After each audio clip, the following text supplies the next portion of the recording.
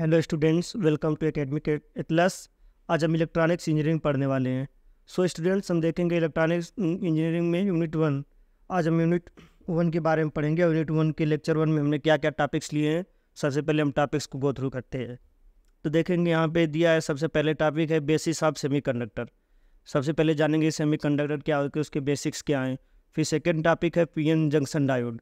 PN junction diode के बारे में देखेंगे, वो कैसे बनता है, क्या होता है। फिर देखेंगे डिप्लेशन लेयर कैसे फार्म होती है। फिर नेक्स्ट टॉपिक देखेंगे बायसिंग। बायसिंग में देखेंगे बायसिंग क्या होता है, इसमें फॉरवर्ड और रिवर्स बायसिंग क्या होती है। और नेक्स्ट टॉपिक देखेंगे वीआई कैरेक्टरिस्टिक्स। वीआई कैरेक्टरिस्टिक्स को देखेंगे कि पीएन जंक्शन डायोड में इन दोनों का क्या रोल है। फिर आइडियल एंड प्रैक्टिकल डायोड के बारे में देखेंगे। और नेक्स्ट और लास्ट टॉपिक आज के लेक्चर का होगा जनरल डायोड। स्टूडेंट्स, देखते हैं आगे। तो सबसे पहले यूनिट 1 के सिलेबस की तो बात हमने कर ली, लेक्चर 1 की, तो स्टार्ट करते हैं।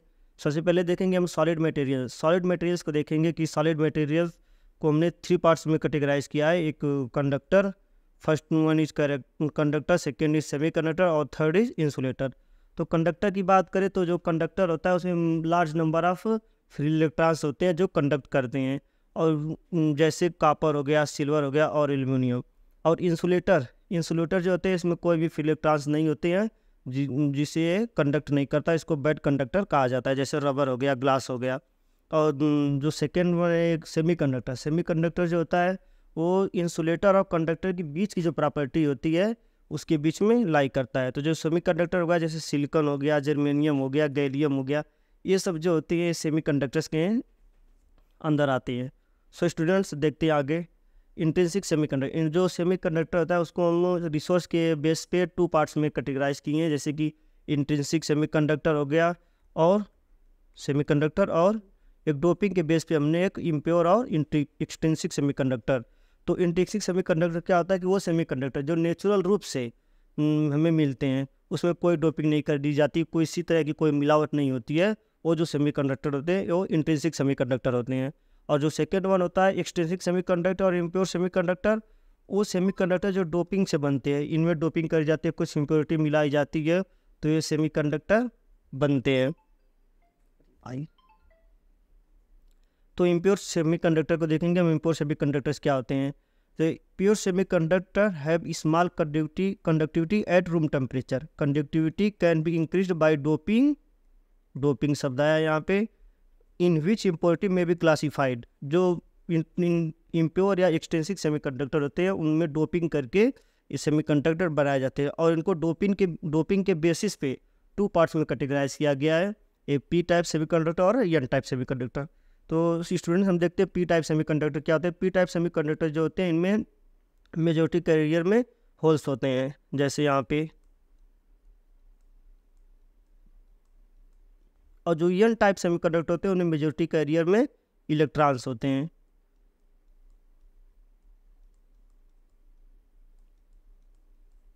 और पी और एन इनको नाम इसलिए दिया गया क्योंकि पी सेमीकंडक्टर जो होता है वो स्टैंड फॉर पॉजिटिव, और जो एन टाइप सेमीकंडक्टर होता है स्टैंड फॉर निगेटिव। स्टूडेंट, देखेंगे हम डायोड। डायोड क्या होता है। जो डायोड होता है वो सेमीकंडक्टर पी टाइप और एन टाइप सेमीकंडक्टर से बनता है। जब इन दोनों सेमीकंडक्टर को कंटेक्ट में लाया जाता है तो उसको डायोड इसी से बनता है। तो लिखा है इसमें, in diode 2 types of semiconductor material are used, N type और P type. N N type semiconductor, N type semiconductor और P type semiconductor. N type semiconductor has electrons as the majority carriers and P type semiconductor has holes as the majority carriers. इसको हमने पिछले slides में पढ़ा है कि P type semiconductor क्या होते हैं, इसमें कौन से मेजॉरिटी कैरियर्स होते हैं, और एन टाइप सेमीकंडक्टर क्या होते हैं, तो हमने पिछली स्लाइड में पढ़ दिया। और ये डायोड होता है, ये पी टाइप सेमीकंडक्टर आप देख रहे हैं, इसमें होल्स जो मेजॉरिटी कैरियर में है, और एन टाइप सेमीकंडक्टर इसमें इलेक्ट्रॉन्स मेजॉरिटी कैरियर में। और जो डायोड का सिंबल ये होता है। आगे देखते हैं फिर डायोड, यहाँ पे लिए है PN junction diode. PN junction diode क्या होता है। When P type and N type material are placed in contact with each other the junction is called PN junction. P type semiconductor और एन टाइप सेमीकंडक्टर जब दोनों को contact में लिया जाता है तो यहाँ क्या होता है, एक पीएन जंक्शन फॉर्म होता है। जैसे हमें मान लो एनपीएन बनाना है, एनपीएन तो एनपीएन के लिए क्या होता है, सबसे पहले एन टाइप सेमीकंडक्टर लेंगे, फिर पी टाइप सेमीकंडक्टर, फिर N type semiconductor. N type हो गए, ये पी टाइप सेमीकंडक्टर हो गए, और फिर से ये एन टाइप सेमीकंडक्टर हो गए। तो the diode is unidirectional device which allow the current to flow in only one direction. जो डायोड होता है, जो डायोड का सिंबल जैसे हमने अभी पढ़ा है कि डायोड का सिंबल ये होता है, ये जो करंट होता है ये करंट को ओनली वन डायरेक्शन में फ्लो करता है, मतलब सिर्फ डायरेक्शन इधर से इधर करंट फ्लो हो सकती है, इधर से करंट फ्लो नहीं हो सकती। वही चीज़ यहाँ पे लिखा हुआ है, यहाँ पे लिखा the arrow head indicate the direction of the current flowing through the diode.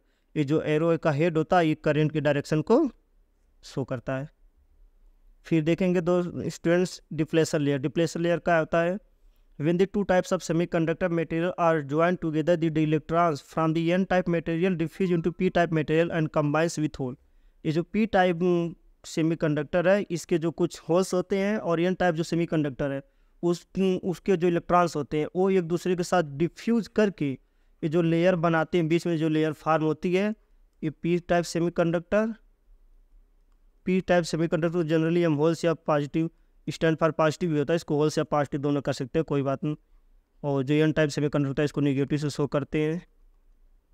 इन दोनों के बीच में जब इन दोनों को जब कंटैक्ट में लाया जाता है, इनके लेयर बनता है, ये इधर अट्रैक्ट होकर इधर चले जाते हैं। इन पी टाइप सेमीकंडक्टर में जो होल्स होते हैं वो एन टाइप की तरफ चले जाते हैं, और जो एन टाइप्स में जो इलेक्ट्रॉन्स होते हैं वो पी टाइप की तरफ हो चले जाते हैं, और ये जो लेयर बन जाती है ये लेयर क्या होती है? Depletion layer. तो इसमें India when two types of semiconductor material are joined together, the electrons from the n-type material diffuse into p-type material and combines with hole. This creates a layer of negative ions near the junction in p-type। ये p-type semiconductor के near और n-type semiconductor के near एक layer form करता है, वही layer क्या होता है? डिप्लेशन लेयर होता है। नेक्स्ट टॉपिक देखते हैं क्या है। This two layers of positive और negative ions from form the depletion region। The term depletion refers to the fact that the region near the junction is depleted of their respective majority charge carriers। इस पूरे कहने का मतलब इसका ये है कि ये जो है यहाँ पे पी टाइप सेमीकंडक्टर, इसमें जो होती है मेजोरिटी कैरियर्स, इसके पास में जो होता है इसके अपोजिट टाइप के सेमीकंडक्टर, जैसे यहाँ पे इलेक्ट्रॉन्स होते हैं, और जो एन टाइप है इसके पास में पी टाइप सेमीकंडक्टर होते हैं। ये तो स्टूडेंट्स हम जैसे कुछ सेमीकंडक्टर के बारे में देख लें तो पोटेंशियल बैरियर जो होता है सिलिकॉन के लिए 0.7 होता है और जर्मेनियम के लिए 0.3 होता है। ये हम देखेंगे पोटेंशियल बैरियर क्या होता है। The external voltage required to move the electrons through the electric field is called barrier potential. वो पोटेंशियल जो इलेक्ट्रॉन को फ्लो करने के लिए जो अप्लाई किया जाता है वो जो होता है पोटेंशियल, वो बैरियर पोटेंशियल होता है। वो सिलिकॉन के लिए 0.7 होता है और जर्मेनियम के लिए 0.3 होता है, और एक फिक्स टेम्परेचर पे होता है जो टेम्परेचर 25 डिग्री होता है। सो स्टूडेंट देखेंगे आगे हम बायसिंग ऑफ डायोड। बायसिंग क्या होता है? बायसिंग जो टर्म है, बायसिंग टर्म मतलब कि जब कोई एक्सटर्नल वोल्टेज लगा करके डायोड में कुछ करना चाहते हैं तो बायसिंग हो जाता है। जैसे हम देखेंगे यहाँ पे unbiased PN junction diode, unbiased जिसमें कि हमने कोई इलेक्ट्रिक फील्ड नहीं लगाया और ना ही कोई पोटेंशियल लगाया, तो ये अनबाइस्ड। एक सिंपल जब पी और एन जंक्शन को लाते हैं कंटेक्ट में तो वो जो बनता है वो सीधे अनबाइस्ड डायोड बनता है। जैसे दिखा diode without any external voltage is called unbiased. अब बायसिंग में क्या होता है? Biasing refers to the application of external voltage across the two terminals of the diode. Diode biasing can be done in two different way. जो diode की biasing होती है वो 2 डिफरेंट वे में करी जाती है। नंबर 1 इज फॉरवर्ड बाय और सेकेंड इज रिवर्स बाय। तो स्टूडेंट्स फॉरवर्ड बायसिंग में क्या होता है आपको सबसे पहले ओवरव्यू दे दूँ। जैसे ये कोई पी टाइप सेमीकंडक्टर है,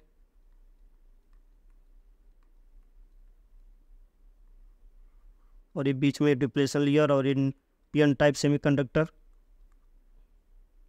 ये जो पी स्टैंड फॉर पॉजिटिव, मतलब कि ये पॉजिटिव टर्मिनल है, नेगेटिव टर्मिनल है।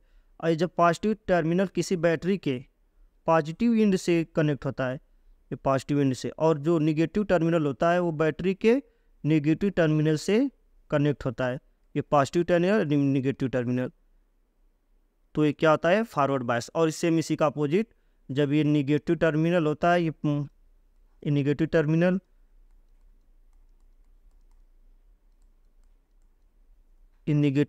जब पॉजिटिव सी से कनेक्ट होता है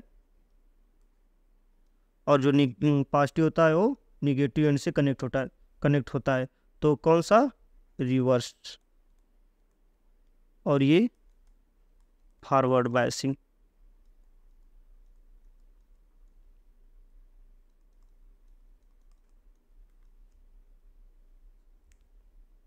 तो स्टूडेंट्स हम देखेंगे फॉरवर्ड बायसिंग। फॉरवर्ड बायसिंग क्या होता है? When the positive terminal of the battery is connected to the p-type material and the negative terminal of the battery is connected to the n-type material, such a connection is called forward biasing। हम students हमने पिछली slides में पढ़ा है कि जब P type semiconductor का जो एंड होता है पॉजिटिव, जब ये बैटरी के पॉजिटिव एंड से कनेक्ट होता है और निगेटिव टर्मिनल जो होता है वो इलेक्ट्रॉन्स यानी एन टाइप सेमीकंडक्टर से कनेक्ट होता है, तो फॉरवर्ड बायसिंग होता है। ये हमने पिछले स्लाइड्स में पढ़ा है। The electrons and holes cross the p-n junction as a result of reduced electric field in the depletion region। The electrons and holes cross the p-n junction। जो इलेक्ट्रॉन्स और होल्स जो p-n जंक्शन को cross करते हैं वो electric field को reduce करके एक डिप्लेशन लेयर को रिड्यूस करते हैं इलेक्ट्रिक फील्ड की वजह से। With the reduction in net electric field, the holes can now flow into the n region। With the reduction in net electric field के रिडक्शन की वजह से जो फ्लो होता है वो एन रीजन की तरफ चला जाता है। इसको फ्लो करने के लिए the amount of energy required by the electron to cross the junction is equal to barrier potential. वो बैरियर पोटेंशियल जो हमने पढ़ा था अभी अपनी लास्ट स्लाइड में, बैरियर पोटेंशियल वही जो एनर्जी या फिर उसको पोटेंशियल भी कह सकते हैं, वो जो रिक्वायर्ड होती है वही हमारा क्या होता है? Barrier potential. और हमने पढ़ा ये जर्मेनियम के लिए 0.3 होता है और सिलिकॉन के लिए 0.7 होता है। सो हम देखेंगे नेक्स्ट टॉपिक अपना रिवर्स बायसिंग। रिवर्स बायसिंग क्या होता है? When the positive terminal of the battery is connected to the n-type material and the negative terminal of the battery is connected to p-type material। Means जो p-type होता है semiconductor का इन जो battery के negative and से connect होता है और n-type सेमीकंडक्टर का इन बैटरी के पॉजिटिव इन से कनेक्ट होता है, तो वो रिवर्स बायसिंग में चला जाता है।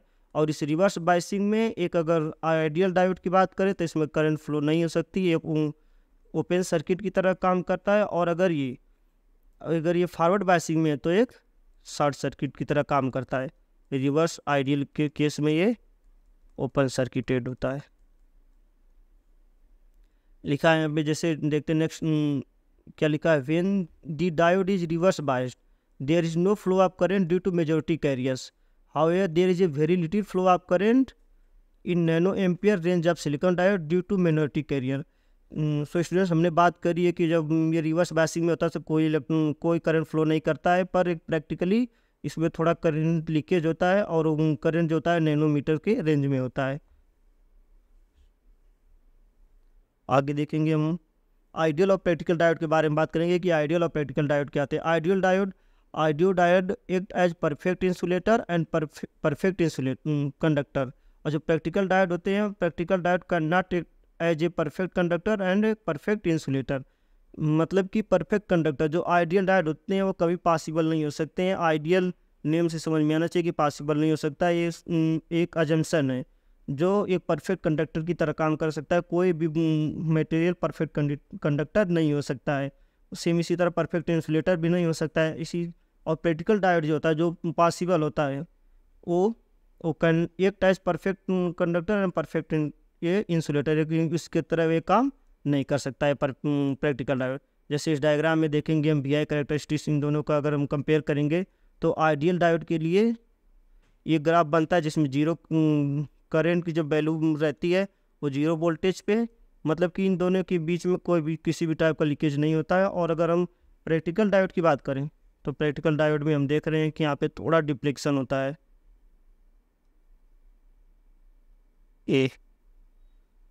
तो नेक्स्ट देखते हो ideal diode draw no current when reverse bias.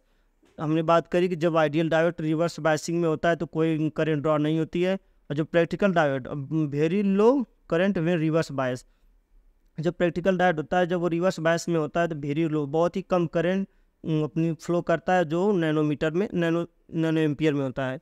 Ideal diode differs infinite resistance when reverse bias. Ideal diode होता है जो अगर उसको रिवर्स बायसिंग में हम इसको यूज़ करते हैं तो ये इनफाइनाइट रेजिस्टेंस होता है इसका, जिसकी वजह से कोई भी करंट फ्लो नहीं कर सकती।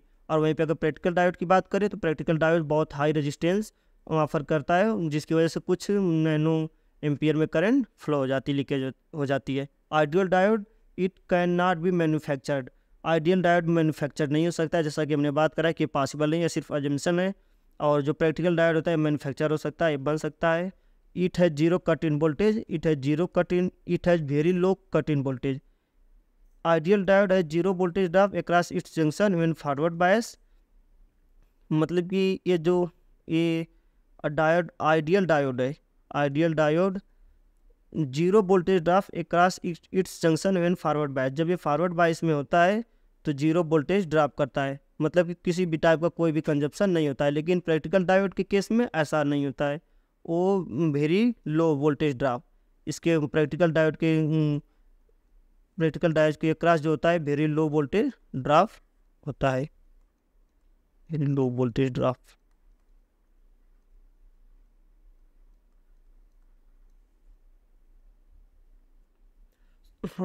सो स्टूडेंट, नेक्स्ट टॉपिक हम देखेंगे अपना VI characteristics of PN junction diode. PN junction diode, हमने पीएन जंक्शन डायोड के बारे में इतना सारा पढ़ा, और अब देखेंगे इसकी वीआई कैरेक्टरिस्टिक्स क्या होती हैं, इसका क्या यूज होता है, ये वीआई कैरेक्टरिस्टिक्स कैसे काम करती हैं। अगर हम एक आइडियल की बात करें तो आइडियल में पॉसिबल नहीं हो सकता, इसलिए हमें अपने आइडियल के लिए ग्राफ तो हमने देखा ही ऐसे बनता है। लेकिन अगर एक प्रैक्टिकल की बात करें, प्रैक्टिकल डायोड की, तो उसमें कुछ लीकेज करंट का भी होता है और वोल्टेज का भी होता है, जिसे पोटेंशियल बैरियर का, जैसे यहाँ पे दिया फॉरवर्ड बायसिंग। फॉरवर्ड बायसिंग के केस में क्या होता है, forward biasing condition P type is connected to positive terminal, ये तो हमने बात करी है, terminal of the battery, and N type connect to the negative terminal of the battery, ये भी हमने कर ली। There is a reduction in the potential barrier in this condition for germanium diode when the voltage is 0.3 for germanium diode के लिए ये 0.3 volt होता है, और सिलिकॉन डायोड के लिए 0.7 volt. The potential barriers decrease and there is a flow of current, जब potential barrier decrease होता है, फ्लो ऑफ करंट, जैसे कि यहाँ पे अगर हम देखना चाहें, अगर हम यहाँ पे जर्मेनियम का देख रहे हैं तो जर्मेनियम के लिए देखेंगे इसका कितना वोल्टेज होता है, 0.3, ये 0.3 तक इसमें हल्का डिफ्लेक्शन आता रहेगा। जैसे ही हम 0.3 को क्रॉस करेंगे सडनली करंट रैपिडली इंक्रीज हो जाएगा और वोल्टेज, और जिसकी वजह से ओवर हीटिंग हो सकती है, या कंडक्टर या डायोड जल भी सकता है। और अगर हम यही सिलिकॉन की बात करें, सिलिकॉन के केस में ये 0.7 होता है, ये 0.7 वोल्टेज पे जाते ही ये करंट यहाँ पे इंक्रीज करने लगता है, ओवर हीटिंग हो रीजन हो जाता है, ओवर हीटिंग फैक्टर आ जाता है यहाँ पे।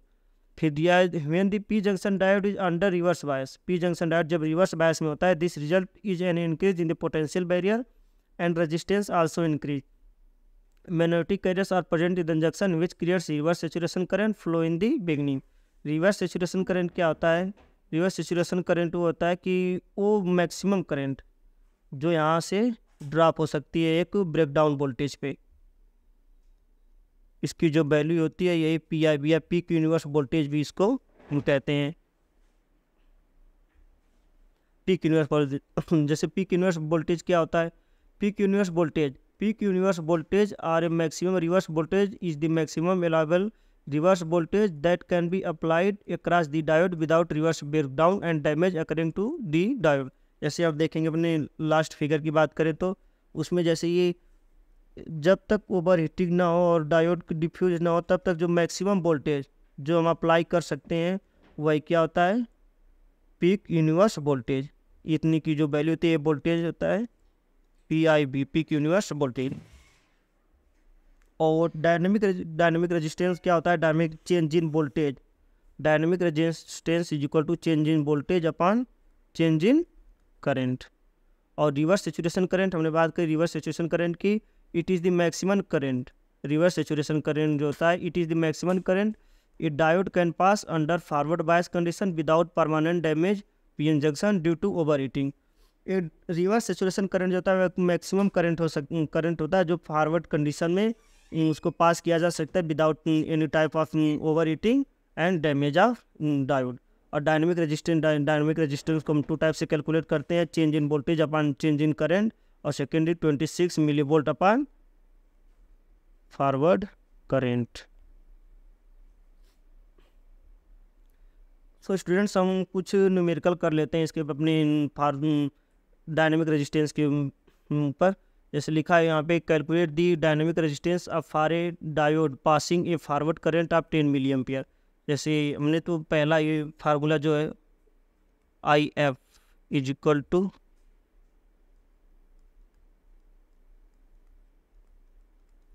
IF is equal to 10 milli ampere, और हमने फार्मूला पढ़ा था डायनेमिक रेजिस्टेंस में। डायनेमिक रेजिस्टेंस क्या होता है? Dynamic resistance 26 millivolt upon IF। अगर हम इसमें पुट करेंगे 26 मिलीवोल्ट अपॉन 10 मिली एम्पियर, यहाँ पे 10.6 ओम, ये 10 मिली एम्पियर इधर देख लेते हैं थोड़ा सा। और नेक्स्ट क्वेश्चन क्या है हमारा कि calculate the forward and reverse resistance offered by a silicon diode with the characteristics in figure 1 at IF। IF मतलब फॉरवर्ड करंट। फॉरवर्ड करंट क्या है यहाँ पे 100 मिली एम्पियर है, और जो फॉरवर्ड रेजिस्टेंस फॉरवर्ड वोल्टेज हो 75 वोल्ट, नहीं रिवर्स है, सॉरी रिवर्स। इसमें क्या कैलकुलेट करना है हमें? Calculate the forward and reverse resistance. Forward resistance में क्या करेंगे हम? RF forward resistance. Forward resistance के लिए क्या करेंगे? फॉरवर्ड वोल्टेज ड्रॉप और forward current drop. Forward voltage कितना है हमारा? 0.8 मैक्सिमम और 100 मिली एम्पियर।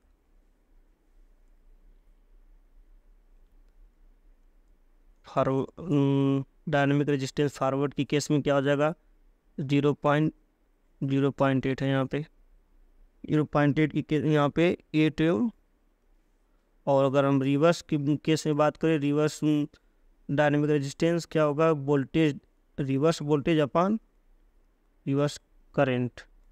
रिवर्स वोल्टेज कितना है? 75 है, यहाँ पे दिया है 75 रिवर्स वोल्टेज, और करंट इस केस में भी 100 है milli ampere is equal to 750 ohm. सब VR reverse voltage 75 volt, IF is equal to IR। Next question हमारा है, determine the dynamic resistance at a forward current of 18 milli ampere for diode characteristics given in figure. इसमें main forward current दिया है, forward current is equal to 80 milli ampere, और voltage हम देख सकते हैं चेंज इन वोल्टेज क्या है यहाँ पे फॉरवर्ड की केस में। फॉरवर्ड की केस में चेंज इन वोल्टेज 0.025। तो इस केस में रेजिस्टेंस क्या हो जाएगा?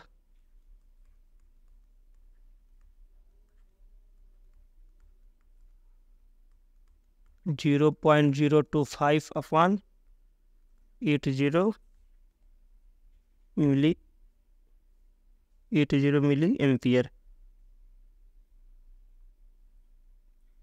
तो इस केस में क्या होगा? 0.35 ओम। और अगर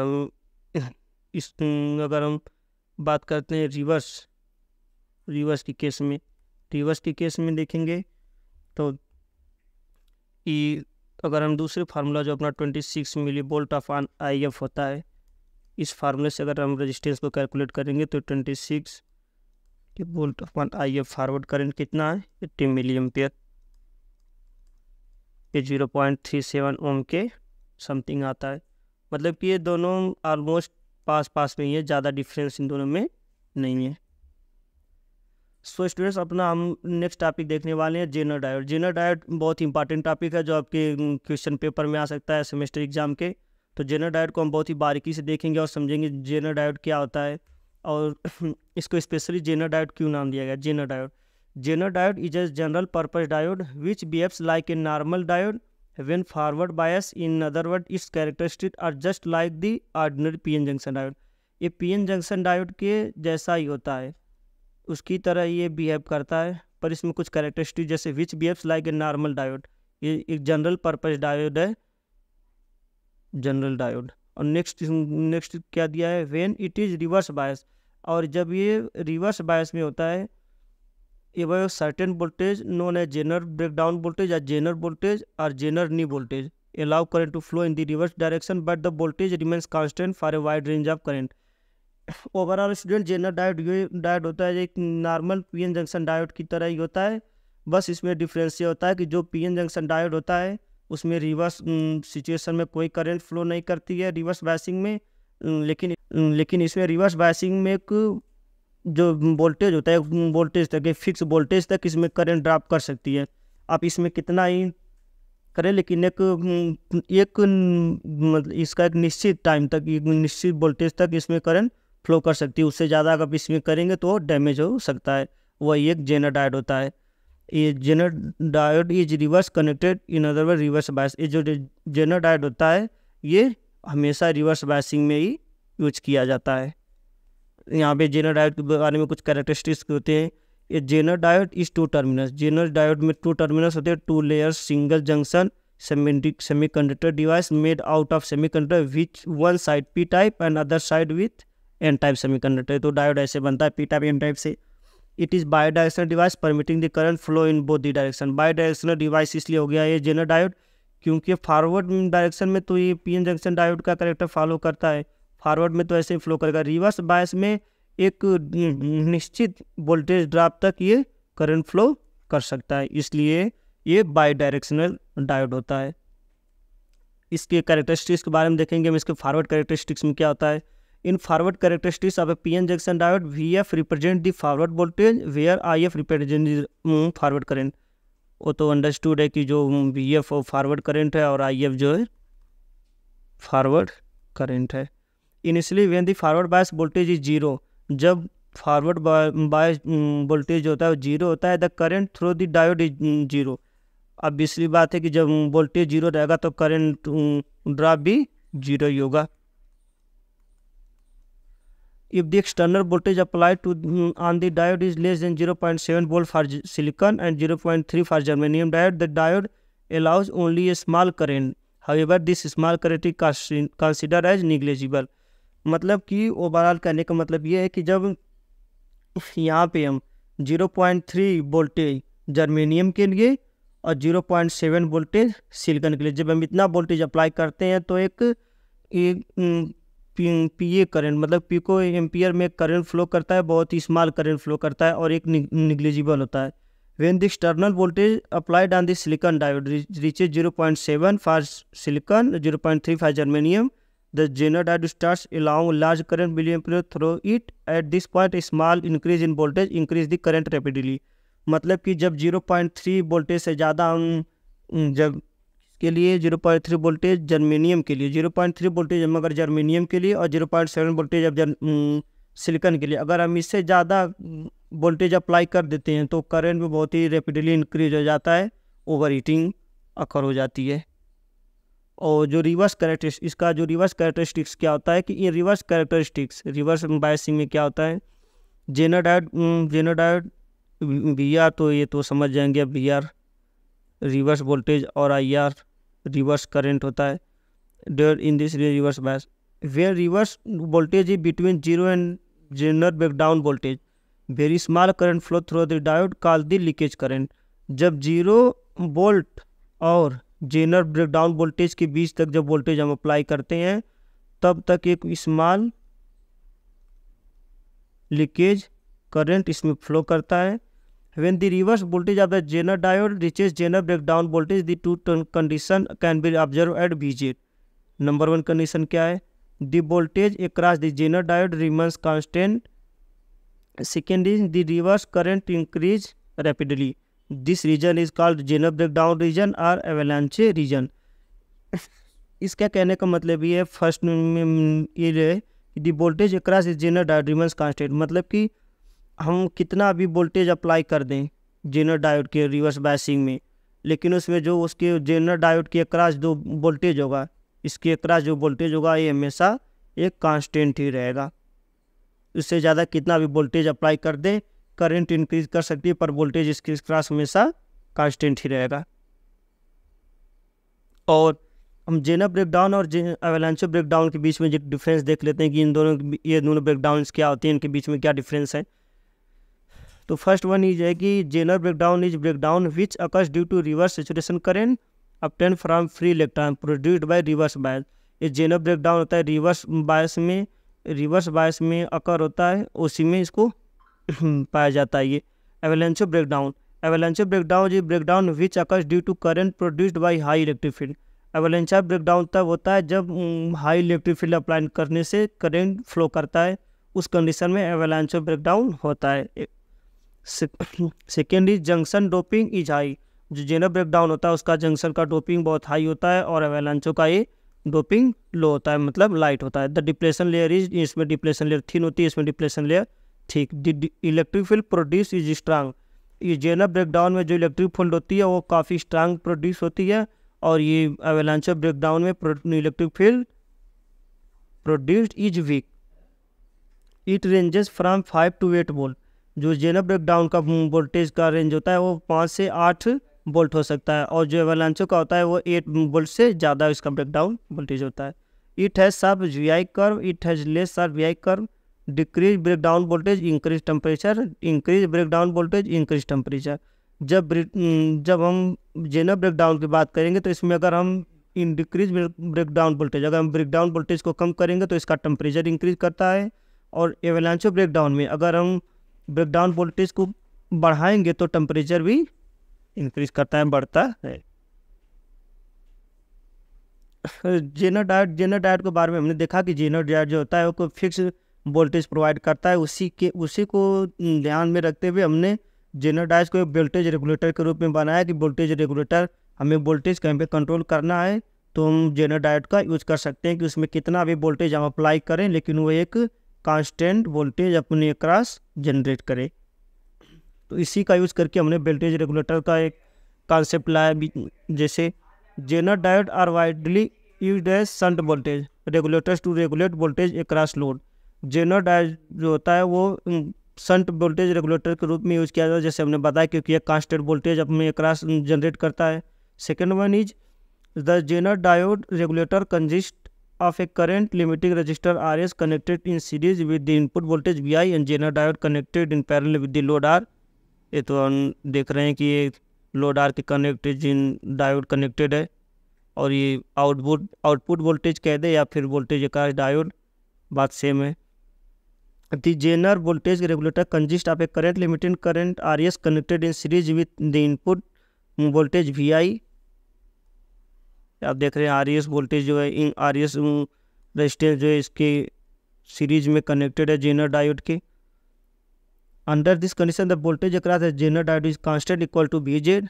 हमने बात करी कि जेनर डायोड के अगर हम इसको रिवर्स बायसिंग में अगर इसको हम यूज करते हैं तो इसके क्रॉस जो होता है वोल्टेज हमेशा कांस्टेंट होता है और वो वोल्टेज VZ होता है। VZ is connected across the load, और लोड में भी जो वोल्टेज आएगा वो भी VZ या V0 के इक्वल होगा। Connected across the load voltage V0 is equal to zener diode voltage. हमने बात कर ली कि जो आउटपुट वोल्टेज है वो जेनर डायोड वोल्टेज के इक्वल ही होने वाला है, क्योंकि जेनर डायोड की कैरेक्टर भी यही है कि अगर रिवर्स बायस में अगर करंट फ्लो कराते हैं, मैक्सिमम कितना भी वोल्टेज अप्लाई कर दें, वो हमेशा एक कांस्टेंट ही आउटपुट देता है। जेनर डायोड इस टाइप से हम जेनर डायोड को वोल्टेज रेगुलेटर के रूप में यूज कर सकते हैं कि वोल्टेज हमें अगर एक कांस्टेंट वोल्टेज की नीड है तो हमें जेनर डायोड यूज करके एक कांस्टेंट वोल्टेज पा सकते हैं। सो स्टूडेंट्स, हम देखेंगे अपने इस लेक्चर में आगे कुछ न्यूमेरिकल्स करने वाले हैं जेनर डायोड के ऊपर। इसमें क्या है, फारे zener regulator so in figure. Zener regulator मतलब कि इसके जो क्रॉस है रिवर्स बायसिंग में इसके क्रॉस वोल्टेज हमेशा कांस्टेंट रहने वाला है। ये तो हमने रेगुलेटर वर्ड से ही आइडेंटिफाई कर लिया। Calculate the range of input voltage for which output will remain constant. ये तो आउटपुट कांस्टेंट रहने ही वाला है, तो इसके क्रॉस हम इसका रेंज जानेंगे कि वोल्टेज का रेंज क्या है। तो सबसे पहले हम यहाँ पे कैलकुलेट करेंगे। ये सबसे पहले जो देता है दो डाटा दिया हुआ उसको नोटिफाई कर लेते हैं। For VZ voltage across diode is equal to 6.1, मतलब कि वी नॉट इसके इक्वल वी जेड। ये पैरेलल कॉम्बिनेशन में वोल्टेज इक्वल होता है, ये तो आप जानते ही होंगे। तो V Z is equal to V naught is equal to V Z 6.1 voltage. और आई जेड मिनिमम डायोड की across minimum voltage 2.5 milli ampere है, और डायोड के across maximum voltage 25 milli ampere है, और शंट रजिस्टर है 2.2 किलो ओम है, और जो लोड रजिस्टर है 1 किलो ओम है। तो सबसे पहले हम करंट अक्रॉस लोड निकाल लेते हैं। तो इसके लिए हम देखेंगे current across load I L is equal to क्या आने वाला है, वी एल या वी ओ करते, क्योंकि आउटपुट वोल्टेज इसके अक्रॉस ही है, अपान आर एल। ये 6.1 है, अपान आर एल कितना है 1 किलो ओम। तो 1 किलो ओम होने से जो आई एल है लोड करंट क्या होने वाला है 6.1 मिली एम्पियर। इस टाइप से अगर हम देखेंगे कि अगर वी मिनिमम निकालना चाहेंगे, वी आउटपुट मिनिमम के भी वो रेंज पूछ रहा है, तो सबसे पहले हम वी मिनिमम निकालने के लिए सबसे पहले आई मिनिमम निकालेंगे, टोटल करंट कितना। तो आई जेड मिनिमम के लिए देखेंगे हम, आई जेड यहाँ पे 6.1 मिली एम्पियर करंट है, और ये total current maximum current minimum current देख रहे हैं तो मिनिमम 2.5 मिली एम्पियर है ये डायोड के क्रॉस। तो हम आई जेड मिनिमम के लिए क्या निकालेंगे, आई जेड मिनिमम के लिए सबसे पहले हम निकालेंगे 2.5 milli ampere plus 6.1 milli ampere equal to 8.6 milli ampere. और आई जेड हो गया इन 8.6। ये मिनिमम के लिए अगर हम मिनिमम वोल्टेज निकालें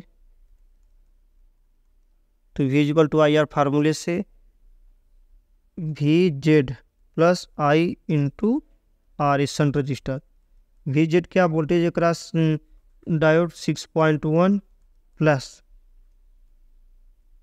8.6 milli ampere 8.6 milli ampere into 2.2 kilo ohm. ये जो आता है टोटल 25.02 वोल्ट के नियरली। और जो अगर हम सेकेंड वन की बात करें आई जेड मैक्स के लिए अगर हम देखें,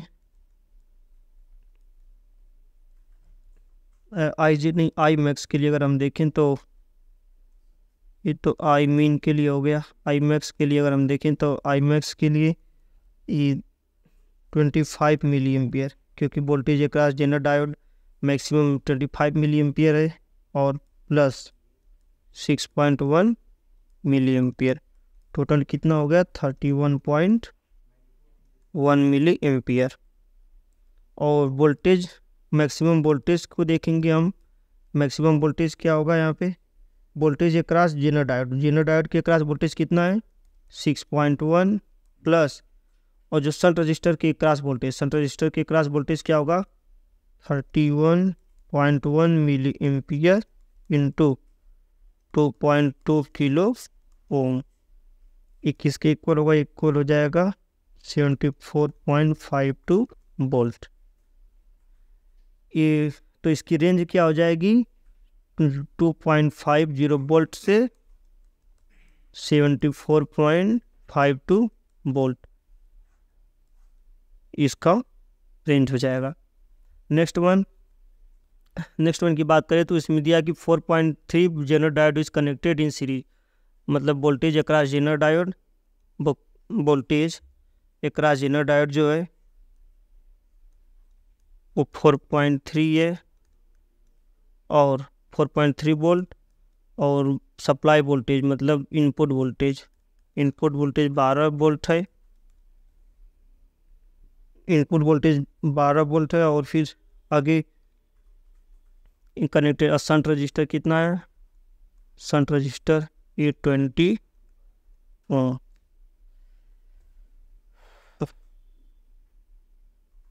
इसमें क्या पूछा, find the diode current and the power dissipation. इसमें हम करंट और पावर को फाइंड आउट करना है। सबसे पहले हम करंट फाइंड आउट करने के लिए क्या करेंगे, I Z is equal to V input minus B not upon R S Y is equal to 12 volt minus 4.3 volt upon 820। ये किसके इक्वल होने वाला, ये 9.29 मिली एम्पियर के इक्वल है। और जिसमें पावर है, power is equal to P is equal V into I होता है, अब जानते हैं पहले से पावर का फार्मूला। तो ये 9.39 मिली एम्पियर इंटू, और वोल्टेज क्या है, वोल्टेज 4.3 वोल्टेज मल्टीप्लाई करने पर 14.37 मिली वाट, इतना पावर इसमें डिसिपेट होने वाला है। और जो करंट है इसके क्रॉस डायोड के 9.29 मिली एम्पियर होने वाली है। और नेक्स्ट वन देखेंगे, इसमें क्या है, प्रॉब्लम 3, क्वेश्चन नंबर 3 में क्या दिया, design the general regulator for the following specification. Output voltage 5 volt, load current 20 milli ampere, general voltage और पी जो वोल्टेज के क्रॉस पावर है मिनिमम 500 मिली वाट है। तो इसको सबसे पहले देखेंगे हम क्या क्या डाटा गिवन है उस बेस पे निकालेंगे। हमें सबसे पहले उसको डिजाइन करना है क्या है, तो सबसे पहले हमें लोड करंट निकालना है कि लोड करंट क्या है, और फिर करंट अक्रॉस डायोड क्या है, और जो करंट मिनिमम रेजिस्टेंस क्या है। तो लोड रेजिस्टेंस को निकालने के लिए हम सबसे पहले formula R E L is equal to V naught upon I L, 5 volt upon 20 milli ampere is equal to 250 ohm. Milli ampere ऊपर जाएगा, milli ampere 1 milli ampere is equal to 10⁻³ ampere. ये तो जानते होंगे पैरामीटर आप लोग। और next one क्या निकालना हमें, voltage across current across diode. Current across diode निकालने के लिए क्या करेंगे, पावर अक्रॉस डायोड कितना है upon voltage across diode. Power कितना है, 500 मिली वाट दिया है आपको, और वोल्टेज कितना है, 5 volt, means 100 milli ampere current diode के अक्रॉस फ्लो हो रही है। और जो नेक्स्ट वन में निकालना है कि इसका मिनिमम रेजिस्टेंस जो क्या हो सकता है, वो भी I max minus B naught upon I Z max plus I L mean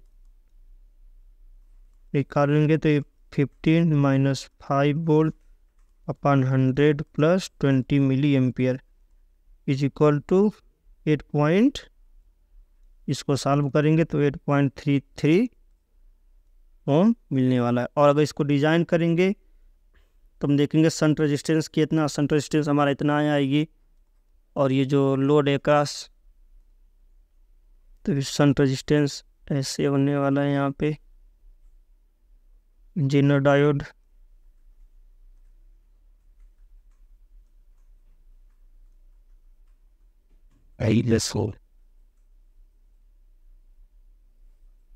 ये जेनर डायोड बन जाएगा, ये वोल्टेज लग जाएगा, ये पॉजिटिव टर्मिनल हो जाएगा, नेगेटिव टर्मिनल हो जाएगा, और लोड ये आर एल हो जाएगा। अब ये आस इस टाइप से ये रहने वाला, ये वीजेड इसको कर सकते हैं। सो स्टूडेंट्स, आज हमारा यूनिट 1 का लेक्चर 1 हमारा कंप्लीट हुआ, जिसमें हमने क्या क्या पढ़ा है। सबसे पहले हमने बेसिक्स ऑफ सेमीकंडक्टर पढ़ा, उसके बाद हमने डिप्लेशन लेयर पढ़ा क्या होता है, फिर बायसिंग पढ़ा, बायसिंग क्या होता है, रिवर्स बायसिंग और फॉरवर्ड बायसिंग। फिर नेक्स्ट टॉपिक हमने उसके कैरेक्टरिस्टिक्स के बारे में पढ़ा कि डायोड की कैरेक्टरिस्टिक्स क्या होती है, वी आई कैरेक्टरिस्टिक्स क्या है, इसकी ग्राफ कैसे बनते हैं, उसके बाद हमने कुछ रजिस्टर डायनेमिक रजिस्टर्स के बारे में देखा, फिर जेनर डायोड के बारे में देखा। सो स्टूडेंट्स, आज हमारा लेक्चर 1 यूनिट 1 का ख़त्म होता है और नेक्स्ट लेक्चर में हम आगे के टॉपिक में बात करेंगे रेक्टिफायर्स के। धन्यवाद।